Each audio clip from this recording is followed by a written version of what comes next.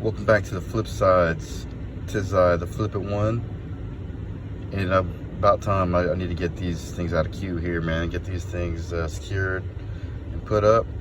But this is like my first stack of quarters that I when I continued my stacking journey. This is what I got.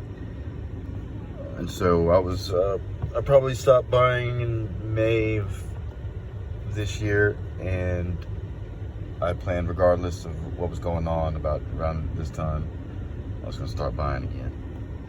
And so that's what I did. And when I went to my local LCS, I didn't really plan on having a whole bunch of stuff, but when I got there, they had a bunch of stuff. And so quarters has always been my thing, but you know, I like half dollars. There's and of course dollars. And, I mean, I like it all. So I mean, whatever. But quarters was my primary focus for the past couple of years.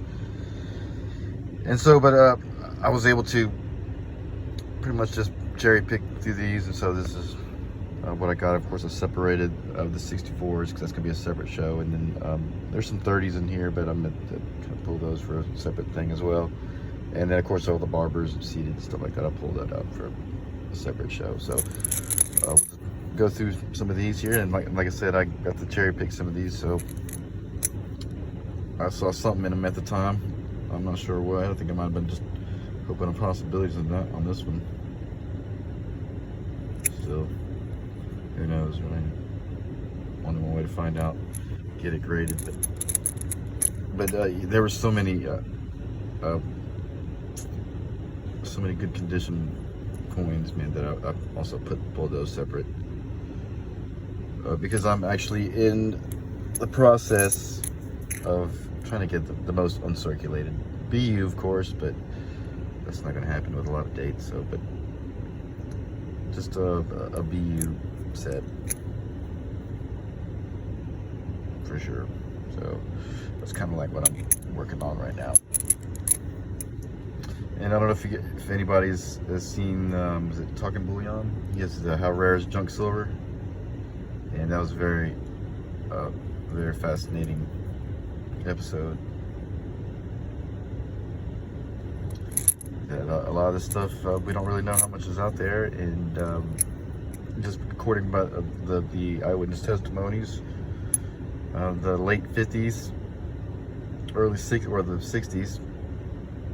Saw a big hit, so I always try to get some nice examples of the 50s and 60s, but pretty much it of all stuff. And if you guys have seen the flea market specials I've had, I mean, yeah, some fall through the cracks. I mean, who really has time to look at through that stuff besides us? You know, there's so many other distractions in the world, you know, so I mean, it's easy to get lost, man. And things that aren't going to matter when the crap hits the fan. Try to be family oriented here. I mean, but you know, it's can't control what some people say and do, so you know, control and say what we do. Like that 51D. Oh, I gotta see this one here. Yeah, I gotta pull this one out here. Even though 56 is a year I have already, so, but still.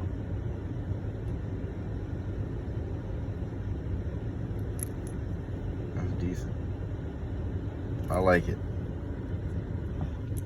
Put that fella to the side. And yeah, I'm gonna be getting confused here pretty soon. 1935. You know, so here my dad was born.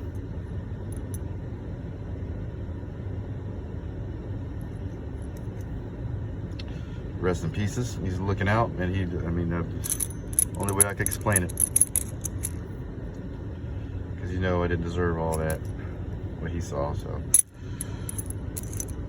But anyway, there's a 37. A lot of the ones that I find now, the 30s, very rarely will I find one with a mint mark. But you get lucky every now and again. yeah, if I can find a good uncirculated example, I mean, yeah, I mean, I try to scoop that up and get rid of, you know, stuff like these right here, these guys. Go for the more uncirculated. It just depends on your preference, I suppose.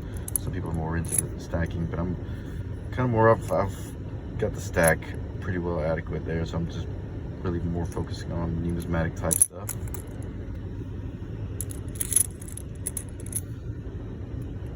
For sure. Especially if I can get it at a good deal or a good barter. That's why it's good to have a good relationship with people in your community. You know, sometimes you gotta scratch their back, you know, and get your back scratched later on. I mean, you know, but you know, hook somebody up. Oop, here we got a 34. Looks like a D. I don't know, D or S, right?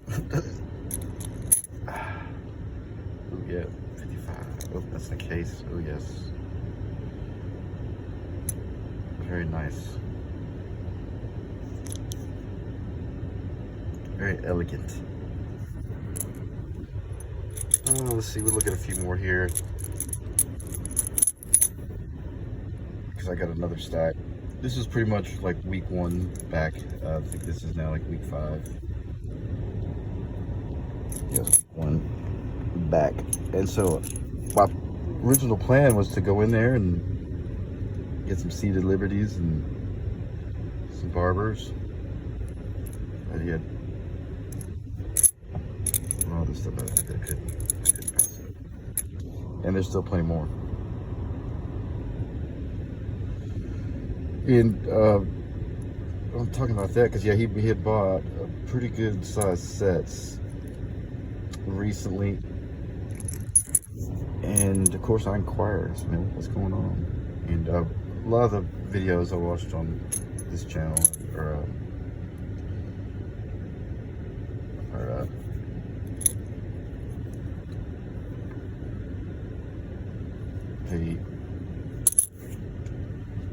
just come off. Well, got kind of sucked into this right here, and that one seems like. But yeah, some of the videos that I've listened to said a lot of people are getting rid of their silver to trade up in gold, make it lighter. So I can understand, like if you're moving or whatever, it means a lot less stuff you gotta carry. I completely understand that.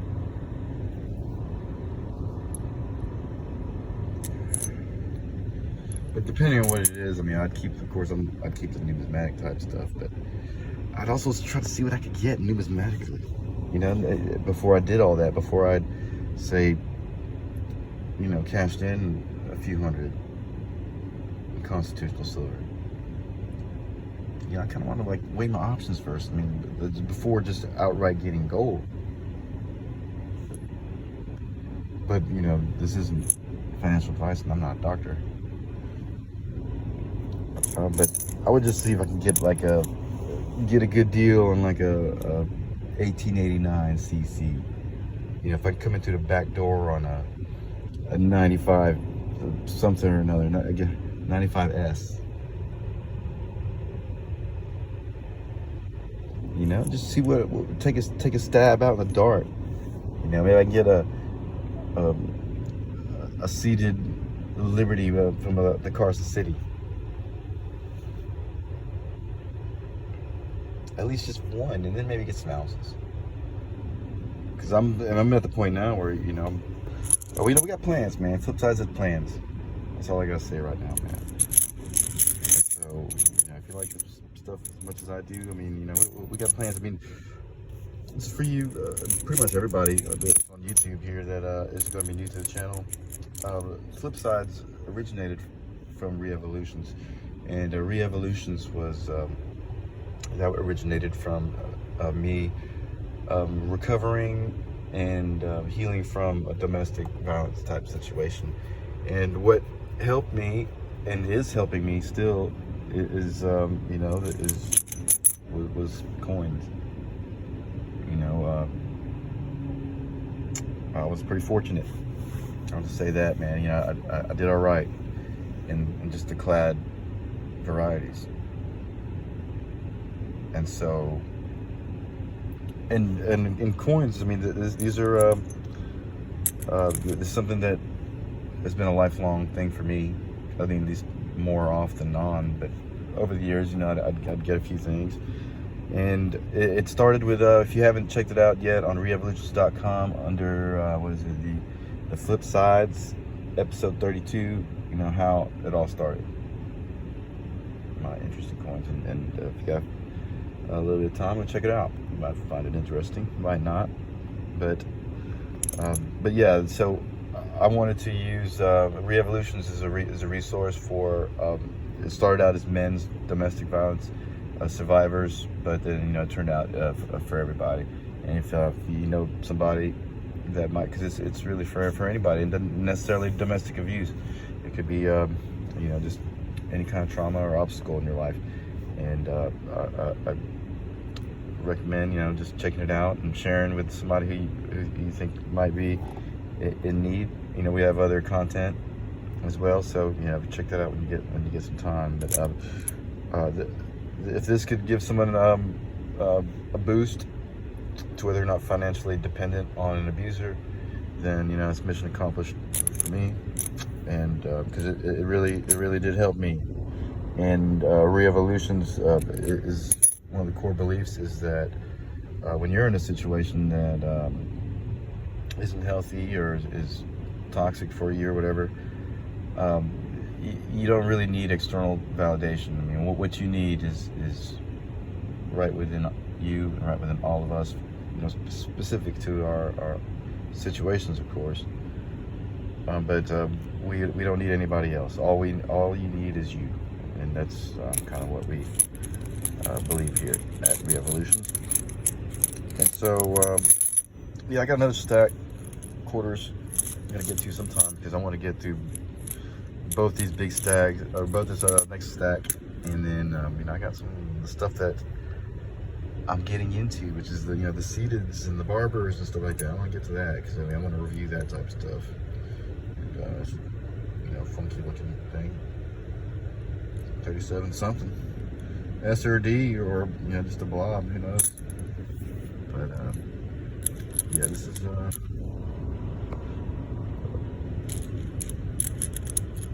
but I think, yeah, what I was going to say about the constitutional silver is, I think that what I'm seeing too is a lot of people they're having to sell it. At least we're in my area, they're having to get rid of it because of the economy, man. It's hard. Like, nobody wants to get rid of this, but you just want to be in the right place at the right time, and that's where you know, the contacts, who you knows, you know, might could lead to, you know, a little bit of somethings.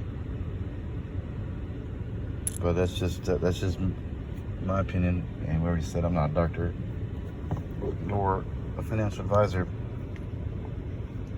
But I appreciate everybody checking it out, and yeah, check out other stuff coming up here momentarily, and we're gonna flip on out of here.